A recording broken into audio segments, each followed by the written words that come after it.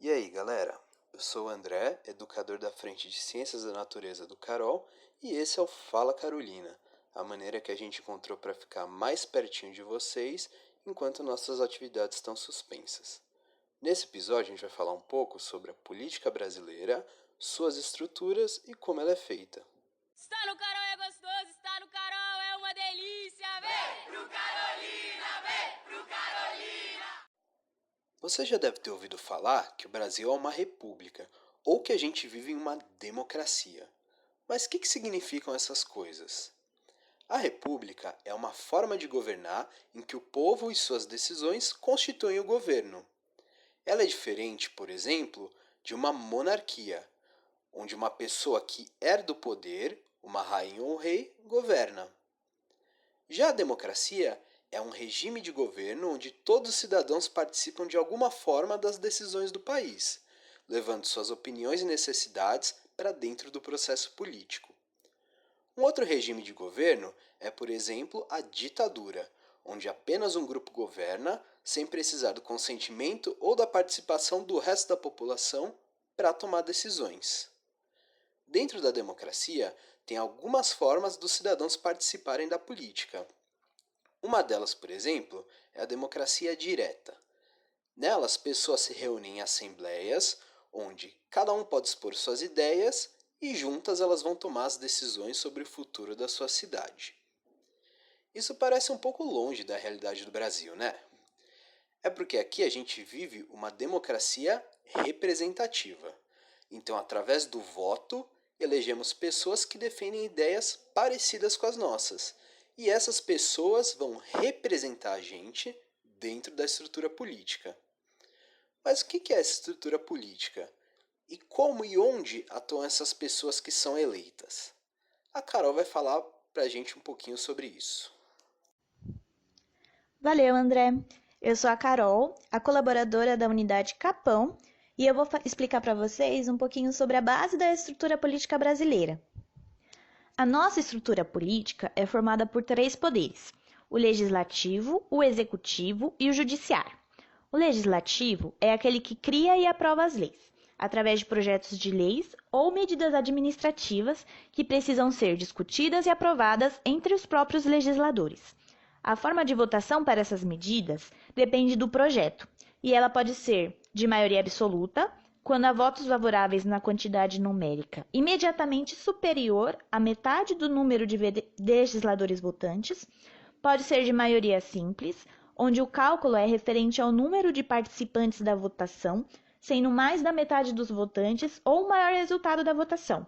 E por último, as medidas e os projetos podem ser eleitos por maioria qualificada, exigindo um número de votos superior à maioria absoluta, ou seja, 3/5 ou 2/3 dos legisladores. O poder legislativo também exerce o controle político-administrativo e financeiro-orçamentário. Ele é exercido pelos deputados federais e senadores, no âmbito federal, pelos deputados estaduais, no âmbito estadual, e pelos vereadores, no âmbito municipal. No nosso sistema democrático, escolhemos os representantes para o legislativo através do voto. O segundo poder é o executivo. Ele é aquele que administra o Estado, governa o povo e executa as leis, além de administrar os interesses públicos e as relações internacionais. Ele também tem o poder de vetar sanções legislativas se essas forem consideradas inconstitucionais ou contrárias ao interesse público, exigindo uma nova votação e deliberação por parte do legislativo. Ele é exercido pelo presidente, no âmbito federal, governadores, no âmbito estadual, e prefeitos, no âmbito municipal, junto com seus ministros, secretários, conselhos de políticas públicas e os órgãos da administração pública. Os chefes do executivo, o presidente, os governadores e os prefeitos, são eleitos, assim como os do legislativo, pelo sistema eleitoral, ou seja, pelo voto. Já os ministros, secretários, conselhos de políticas públicas e os órgãos da administração pública não são eleitos. Eles são nomeados e escolhidos pelos chefes do executivo. O último dos 3 poderes é o poder judiciário. Ele interpreta as leis e as julga, aplicando-as de acordo com as regras constitucionais criadas pelo legislativo. É exercido pelos ministros, desembargadores, juízes e promotores de justiça. Diferente dos outros dois poderes, o poder judiciário não é eleito pelo povo através do voto. O acesso a esse poder é através de concursos públicos para a magistratura, por eleições indiretas do legislativo e pela nomeação do executivo para os tribunais. Essa estrutura de poder tripartidária, ou seja, dividida em três, é pensada como um sistema de contrapesos. A intenção é que o poder de reger, executar e julgar as leis não caia nas mãos de uma pessoa só ou de um grupo social, evitando um governo despótico e ditatorial. Para isso acontecer direitinho, é necessário que nenhum poder se sobreponha ao outro, tendo todos os três sua própria interdependência, para serem capazes de exercer e inclusive contrariar outros poderes. Tudo isso para não existir tirania e nem abusos. Vale ressaltar que aqui no Brasil a gente também dispõe de um órgão autônomo, o Ministério Público. Ele é o responsável por fiscalizar a instituição democrática, visando na defesa dos direitos individuais e coletivos da sociedade. E assim como o judiciário, o acesso a ele não é legitimado pelo voto, mas através de concursos públicos e nomeações. Agora o Jonathan vai explicar pra gente como funciona a relação entre esses poderes. Valeu, Carol! E aí, pessoal, tudo bem com vocês? Como bem falou a Carol, eu sou o Jonathan, sou da grade de Sociologia e quero discutir aqui um pouquinho com vocês a relação entre os três poderes e o presidencialismo de coalizão. Vamos lá? Mas antes de começar a discutir, eu queria relembrar alguns pontos já colocados aqui pela Carol e pelo André. Nós discutimos até aqui, pessoal, as formas de Estado, que podem ser república, monarquia ou anarquia, as formas de governo, que podem ser federação, confederação e estados unitários. Discutimos também regimes de governo, que podem ser democracias ou autocracias, e vamos discutir agora os sistemas de governo, que podem ser o parlamentarismo e o presidencialismo. No nosso caso específico, vamos discutir o presidencialismo de coalizão, que, como disse, é especificamente particular do Brasil. Eu quero começar essa discussão, pessoal, lendo o artigo 1º da Constituição Brasileira. Sabe? Aquele livrinho que fala dos nossos direitos e tal? Pois então, vamos lá.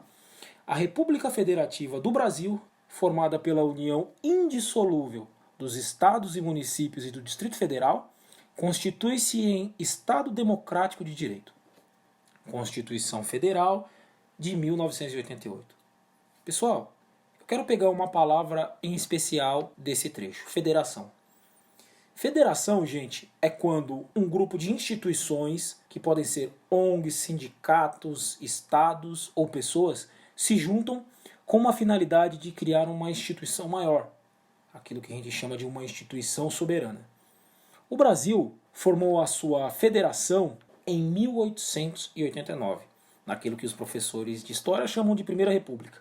Lembrou aí? Gente, em uma federação, todos os estados têm um direito proporcional a vagas no parlamento.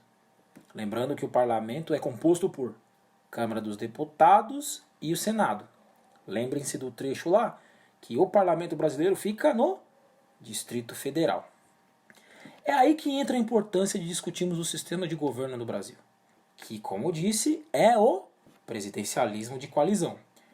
A escolha foi lá desde a Primeira República, esse sistema presidencialista, modelo no qual o presidente exerce as funções de chefe de governo e também é a figura que representa o país para fora do país, para além das nossas fronteiras no mundo.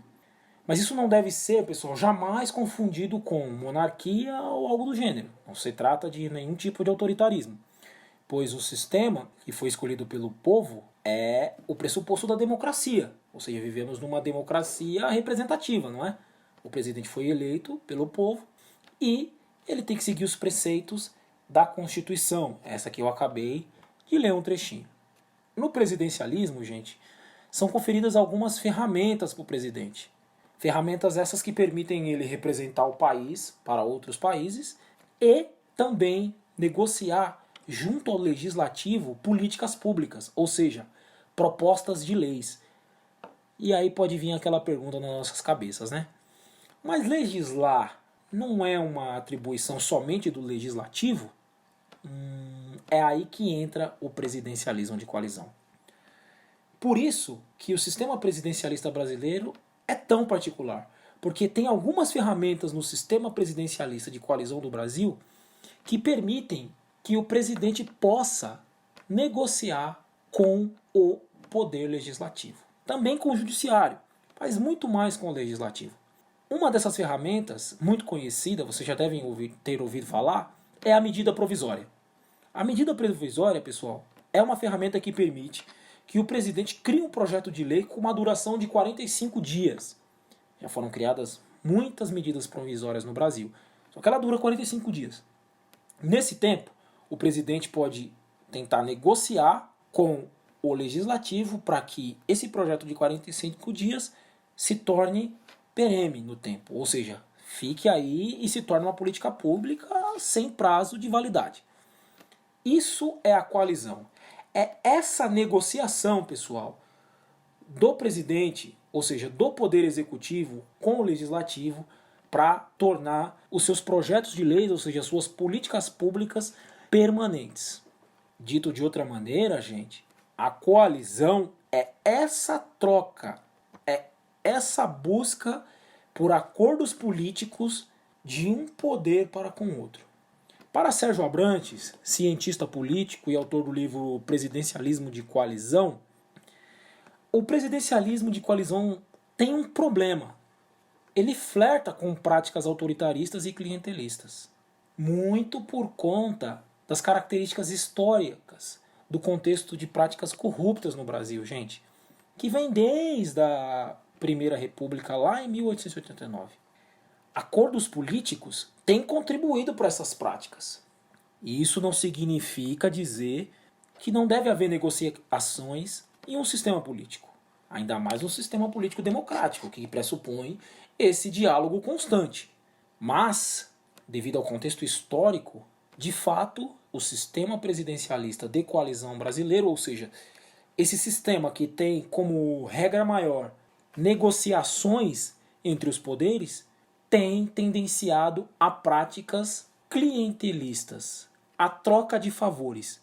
E aí a gente pode lembrar aqui que o clientelismo é esse jogo que a gente chama popularmente de toma lá da cá. Olha, você me ajuda aqui, que eu te dou isso aqui, e em troca você me dá isso. Aposto que vocês estão lembrando aí de muitas coisas e já ouviram falar de muitas coisas desse tipo. Mas, para falar sobre o que tem gerado o presidencialismo de coalizão, eu vou chamar a Alê para contar um pouquinho dessa história pra gente. Fala aí, Alê! Pode deixar, falo sim. É isso mesmo que o Jonathan falou, pessoal. E a ideia do presidencialismo de coalizão pode até parecer muito bonita.